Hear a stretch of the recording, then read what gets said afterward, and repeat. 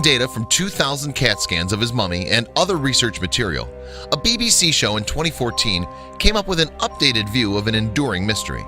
What killed the ancient Egyptian king, Tutankhamun? But it was the image the program makers created of what the legendary pharaoh probably looked like that deeply shocked viewers. That's because it's a presentation that clashes harshly with the beauty of Tutankhamun's funerary artifacts. King Tutankhamun ruled some 34 centuries ago, from about 1332 BC to 1323 BC, during the period of ancient Egyptian history the academics call the New Kingdom. He came to the throne aged about 9 or 10 after the death of his father, Akhenaten. Tutankhamun's mother was most likely Akhenaten's sister or cousin. At that time, members of the Egyptian royal family normally married siblings or close relatives. Eminent French Egyptologist Marc Gabold believes that Tutankhamun's mother was Nefertiti, Akhenaten's cousin.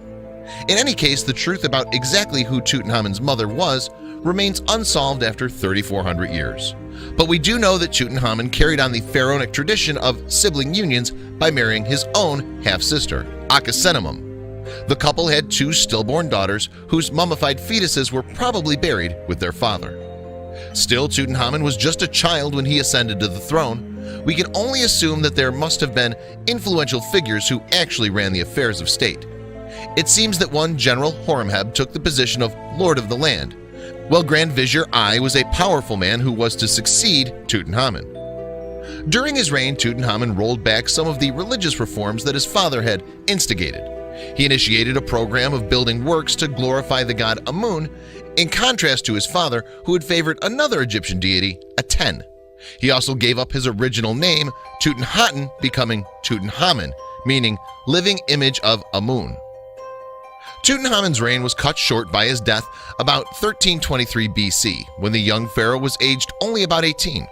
He was then buried in an extravagantly decorated and furnished tomb in the Valley of the Kings. And it's the discovery of that tomb in the 20th century that's made Tutankhamun possibly the best known of all Egyptian pharaohs, despite his relatively short reign. It was the British Egyptologist and archaeologist Howard Carter who discovered Tutankhamun's tomb in 1922, a tomb known to academics as the distinctly unglamorous KV62. Carter had been working in Egypt excavating ancient sites since 1891 when he was only 17. His discovery of Tutankhamun's tomb with its extravagantly lavish burial goods made him a household name. What was particularly outstanding about Tutankhamun's tomb was not that it was unusually lavish. In fact, by the standards of Egyptian royalty, it was relatively modest. But it had largely escaped the attention of looters over the centuries, so it was uniquely intact. And it was a last-gasp discovery for Carter since his sponsor, Lord Carnarvon, had become disillusioned with a lack of significant finds and had told Carter that this would be his last season of funding for excavation. But on November 22, 1922, with Lord Carnarvon in attendance and using a chisel that had been a 17th birthday present from his grandmother, Carter made the first break in the door of the tomb. Once inside the tomb, the sheer opulence of Tutankhamun's last resting place soon became apparent to Carter, Carnarvon, and others. It was filled with extraordinary artifacts that were lying around in heaps. Presumably, they'd been disturbed by the 2 grave robberies that had happened probably not long after interment. Carter himself wrote about the experience of discovery. At first, I could see nothing, the hot air escaping from the chamber causing the candle flame to flicker.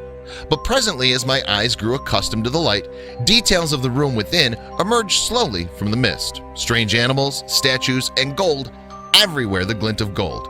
In fact, it was to take 8 years of painstaking work to clear the tomb. The mystery of Tutankhamun has remained the cause of the pharaoh's premature death. And since some 3,400 years have passed since the boy pharaoh was entombed, it's no easy task for even the most advanced science at our disposal in the 21st century to come up with answers to this conundrum. Over the years since the discovery of Tutankhamun's tomb, there have been no shortage of theories about the strange, unexplained death of this young man. After all, you would expect that a king would enjoy the best care that could be offered in this era. So, what was it that killed him? Theories about the cause of his death have included murder, with Tutankhamun falling victim to political assassination.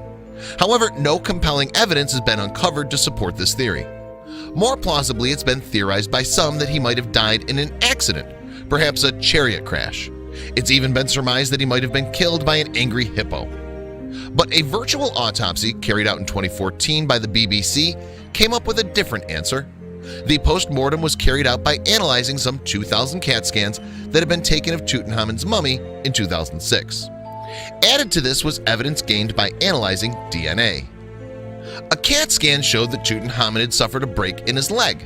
Subsequently, this fracture had become badly infected, an affliction that even royalty could not escape 3,400 years ago. And the researchers also discovered that Tutankhamun had a club foot. On top of that, Tutankhamun suffered some unpleasant diseases, as these scientists discovered from the DNA analysis. It turned out that he had contracted malaria.